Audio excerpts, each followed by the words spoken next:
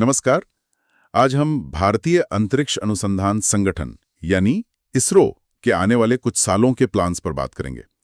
मतलब 2024 से लेकर 2028 तक क्या-क्या बड़े मिशंस होने वाले हैं। जी, और ये काफी महत्वाकांक्षी योजनाएं हैं अलग-अलग क्षेत्रों में। हाँ, हमारे पास इसरो के हालिया लॉन्चेस, जो प्रोजेक्ट्स चल रहे हैं और जो आगे आने वाले हैं, उस पर कुछ जानकारी है। तो आज हम इसी की गहराई में उतरेंगे, समझने की कोशिश करेंगे कि भारत अंतरिक्ष में क्या करने जा रहा है।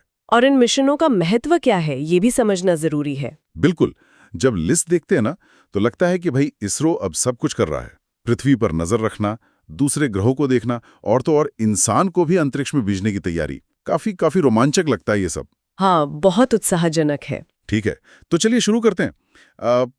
कहाँ से शुरू करें? जो हाल में हुए मिशंस हैं 2024 वाले। हाँ, 2024 की शुरुआत काफी दिलचस्प रही।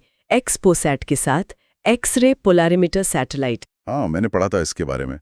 ये भारत का पहला ऐसा मिशन है ना जो एक्स-रे पोलराइजेशन स्टडी करेगा। बिल्कुल सही। ये मिशन खास तौर पर जो ब्रह्मांडीय एक्स-रे स्रोत हैं, जैसे कि ब्लैक होल या न्यूट्रॉन तारे, उनसे आने वाली रोशनी के ध्रुवीकरण मतलब पोलराइजेशन को मापेगा। पोलराइजेशन थोड़ा समझाएंगे ये क्या है? हाँ, जैसे आप पोलराइज चश्मे पहनते हैं ना, चकाचौंध कम करने के लिए, वैसे ही एक्सरे का पोलराइजेशन हमें बताता है कि वो रोशनी कैसे पैदा हुई, किस तरह के मैग्नेटिक फील्ड से गुजरी।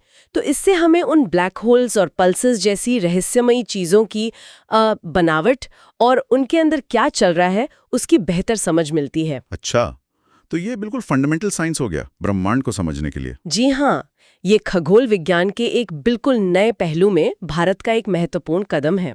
और 2024 में फिर मौसम और पृथ्वी अवलोकन पर भी जोर रहा। INSAT 3DS। हाँ, फरवरी 2024 में इनसैट 3DS लॉन्च हुआ। ये तो खैर मौसम के पूर्वानुमान और आपदा चेतावनी के लिए बहुत जरूरी है। सीधा असर आम जनजीवन पर। और अगस्त में EOS-8 वो SSLV रॉकेट से गया था। हाँ, SSLV यानी small satellite launch vehicle. EOS-8 का लॉन्च इसलिए भी अहम था क्योंकि इसने SSLV की क्षमता को फिर से साबित किया। दुनिया भर में छोटे सैटेलाइट्स का बाजार बढ़ रहा है और SSLV भारत को इस रेस में मतलब एक अच्छा खिलाड़ी बनाता है, कम खर्चे में छोटे सैटेलाइट्स भेजने के लिए। ये तो अच्छी बात है। अच्छा, 2024 के आखिर में कुछ टेक्नोलॉजी वाले मिशन भी हुए। एक तो प्रोबा 3 था ESA के साथ। सही कहा। प्रोबा 3 जिसे PSLV से लॉन्च किया गया, वो यूरोपियन स्पेस एजेंसी के साथ मिलकर फॉर्मेशन फ्लाइंग का प्रदर्शन करने के लिए था। फॉर्मेशन फ्लाइंग, ये क्या चीज है? सोचिए, दो छोटे उपग्रह अंतरिक्ष में एक दूसरे से काफी दूर होते हुए भी बिल्कुल सटीक दूरी बनाए रखते हैं, जैसे एक अदृश्य धागे से बंधे हों और मिलकर एक बड़े उपकरण की तरह काम करते हैं। अच्छा, जैसे दो आंखें मिलकर गहराई का अंदाजा लगाती हैं। कुछ वैसा ही समझ लीजिए। ये तकनीक भविष्य में बहुत बड़े स्पेस टेलीस्कोप बनाने या सूरज के कोरोना का अध्ययन करने जैसे कामों के लिए बहुत उपयोगी साबित हो सकती है। और दूसरा था स्पाइडेक्स, स्पेस डॉकिंग एक्सपेरिमेंट। हाँ, स्पाइडेक्स यानी स्पेस डॉकिंग एक्सपेरिमेंट। ये भी दिसंबर 2024 के अंत में PSLV से ही गया। इसका मकसद है अंतरिक्ष में दो चीजों का अपने आप जुड़ना, मतलब ऑटोनोमस डॉकिंग। ऑटोमेटिकली जुड़ना। हाँ, जैसे स्पेस स्टेशन में होता है। हाँ बिल्कुल। ये क्षमता भविष्य के लिए बहुत ही ज्यादा जरूरी है। अगर भारत को अपना स्पेस स्टेशन बनाना है या किसी सैटेलाइट की सर्विसिंग करनी है, फ्यूल भरना है या फिर गगनयान में भी क्रू कैप्सूल को सर्विस मॉड्यूल से जोड़ना है, तो ये तकनीक चाहिए ही चाहिए। स्पाइडेक्स असल में उन बड़ी योजनाओं की नींव रख रहा है। और एक और बात हुई थी 2024 में, GSAT-20 को स्पेसएक्स के फॉल्कन 9 से लॉन्च किया गया। ये थोड़ा अलग था। हाँ, ये दिखाता है कि इसरो जरूरत पड़ने पर अंतर्राष्ट्रीय सहयोग और जो कमर्शियल लॉन्च सर्विसेज हैं उनका भी इस्तेमाल करता है।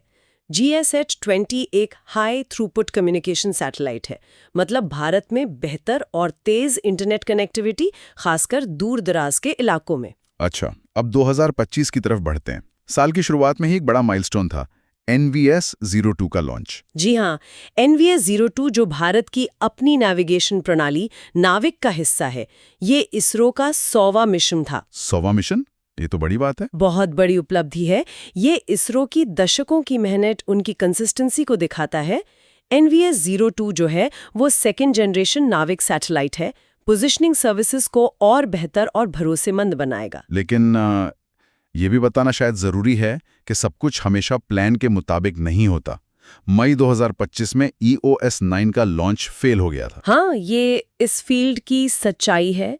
अंतरिक्ष अन्वेषण मुश्किल काम है, इसमें जोखिम हमेशा रहता है, हर लॉन्च बहुत जटिल होता है, असफलताएं होती हैं, ये दुर्भाग्यपूर्ण है, लेकिन इनसे जो सीखते हैं वो आगे के मिशनों को बेहतर बनाने में मदद करता है। सही बात है, असफलताओं से सीखना भी प्रोसेस का हिस्सा है। बिल्कुल। इसरो ने हमेशा यही किया है, सीखा है और आगे बढ़ा है। अच्छा, 2025 में ही एक और चीज का जिक्र है, एक्सियम 4 मिशन, और उसमें इंडियन एस्ट्रोनॉटिक्स रॉकेट का नाम है। ये क्या है, निजी क्षेत्र? हाँ, ये दिलचस्प है। ये शायद अंतर्राष्ट्रीय मानव अंतरिक्ष उड़ानों में भारतीय भागीदारी की तरफ इशारा कर रहा है। हो सकता है कोई भारतीय एस्ट्रोनॉट किसी प्राइवेट मिशन पर गया हो, जैसे एक्सियम स्पेस के मिशन होते हैं, या फिर ये भारत की अपनी प्राइवेट स्पेस कंपनियों की बढ़ती भूमिका का संकेत हो सकता है। ये ट्रेंड तो दुनिया भर में दिख रहा है। जी। और फिर आता है एक बहुत बहुत बड़ा मिशन, NISAR। जुलाई 2025 में लॉन्च होने की उम्मीद है। नासा और इसरो मिलकर कर रहे हैं इसको। निसार वाकई में गेम चेंजर मिशन होने वाला है। इसकी सबसे खास बात है इसका dual frequency radar system, L band और S बैंड। डुअल फ्रीक्वेंसी मतलब ये दो अलग-अलग तरह की रडार तरंगों का इस्तेमाल करेगा। L बैंड तरंगें थोड़ी ज्यादा गहराई तक देख सकती हैं, जैसे पत्तों के नीचे की जमीन। S बैंड सतह की डिटेल्स अच्छी देती है।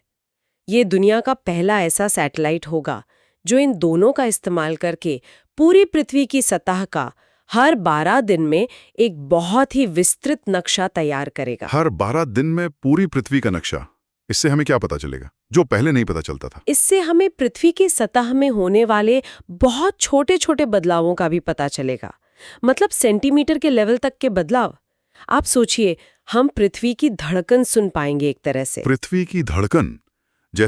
जैसे कि जमीन कहीं धीरे-धीरे धंस रही है या उठ रही है, ग्लेशियर्स कितनी तेजी से पिघल रहे हैं, जंगल कहाँ कम हो रहे हैं, कहाँ बढ़ रहे हैं, ज्वालामुखी फटने से पहले जमीन में क्या हरकतें हो रही हैं, भूकंप के बाद कितना नुकसान हुआ, यहाँ तक कि मिट्टी में कितनी नमी है, ये सब कुछ। अरे वाह!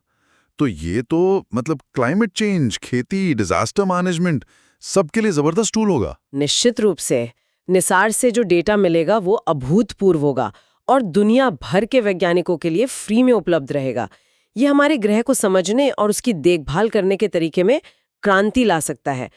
सच में ये पृथ्वी विज्ञान के लिए एक बहुत बड़ा कदम है। कमाल है। निसार तो पृथ्वी पर हमारी नजर को और तेज करेगा। अच्छा, अब थोड़ा और आगे देखते हैं। 2026 से 2028 और उसके बाद की जो बड़ी योजनाएं हैं, इनमें सबसे पहले नाम आता है मंगलयान 2 का। हाँ, 2013 में मंगलयान 1 की जो ऐतिहासिक सफलता थी, पहली ही कोशिश में मंगल की कक्षा में पहुंचना, उसके बाद अब दूसरे ऑर्बिटर मिशन की तैयारी। पहला वाला तो ज्यादातर टेक्नोलॉजी दिखाने के लिए था, है ना? ये हम कर सकते हैं। हाँ। वो एक तरह से टेक्नोलॉजी डेमोन्स्ट्रेटर था। हाँ। जिसने दुनिया को चौंका दिया था। मंगलयान 2 से उम्मीदें और ज्यादा हैं। इसमें शायद ज्यादा एडवांस्ड साइंटिफिक इंस्ट्रूमेंट्स होंगे जो मंगल ग्रह का और गहराई से अध्ययन करेंगे। क्या जानने की कोशिश होगी इस बार? शायद ये पता लगाने की कि क्या मंगल पर कभी जीवन के लिए सही परिस्थितियां थीं, क्या उसके पतले वायुमंडल या सतह के नीचे आज भी उसके कोई निशान बाकी हैं।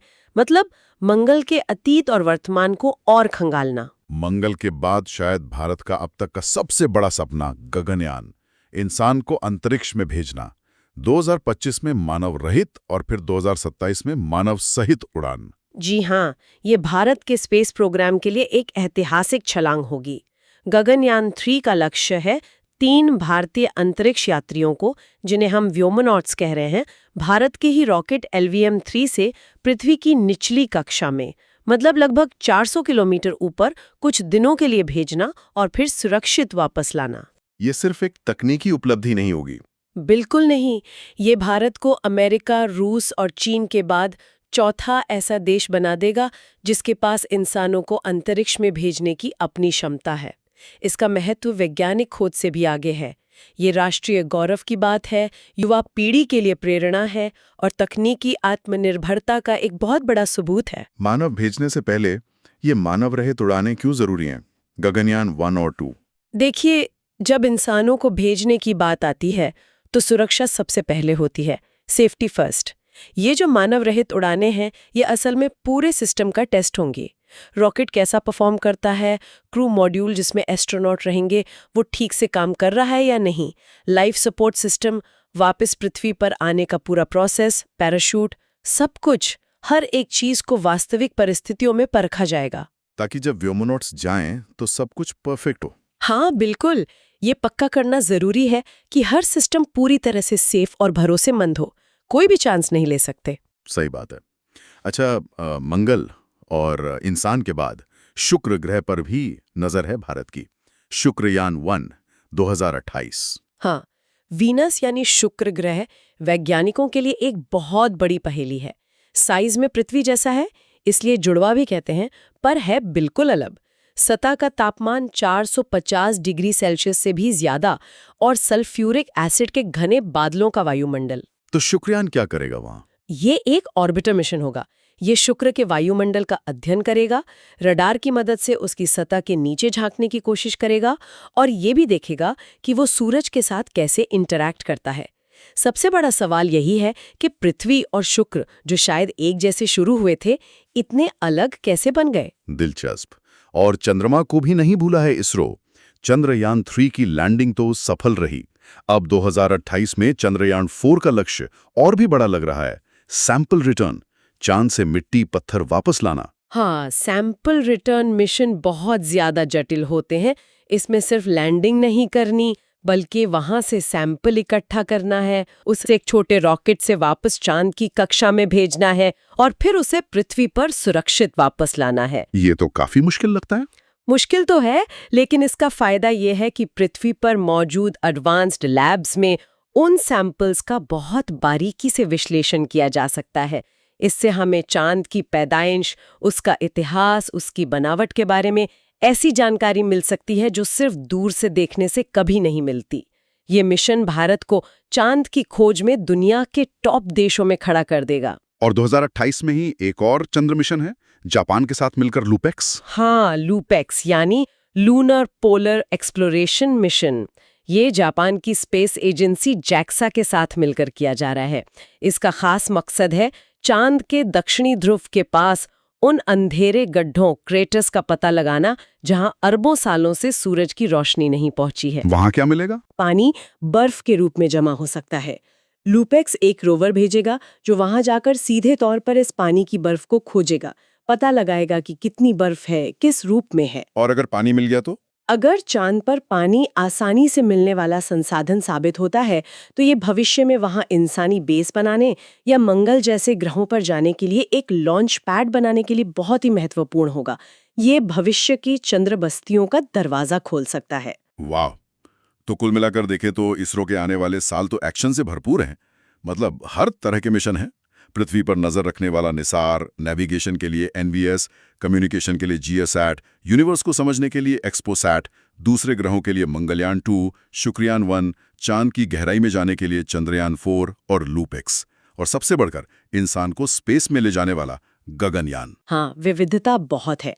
टेक्नोलॉजी डेमोन्स्ट्रेशन से लेकर फंडामेंटल साइंस और इंटरप्लैनेटरी मिशंस तक। और इसमें अब इंटरनेशनल कोलैबोरेशन भी साफ दिख रहा है, नासा, ईएसए, जाक्सा के साथ। और प्राइवेट सेक्टर का रोल भी शायद बढ़ रहा है, जैसा स्पेसएक्स लॉन्च या एक्सियम 4 से लगता है। बिल्कुल, ये दिखाता है कि भारत अब अंतरिक्ष में एक ग्लोबल प्लेयर के तौर पर काम कर रहा है, सहयोग भी कर रहा है और अपनी क्षमताएं भी बढ़ा रहा है। ऐसा लगता है कि भारत अब स्पेस के क्षेत्र में एक मेजर पावर बनने की राह पर तेजी से बढ़ रहा है। हाँ, और यहाँ दिलचस्प बात यह है कि ये सारे मिशंस सिर्फ टेक्नोलॉजी का शो ऑफ नहीं है। इनके पीछे एक सोची समझी रणनीति है, विज्ञान, समाज और मानवता के लिए अंतरिक्ष के फायदों को जमीन पर उतारना।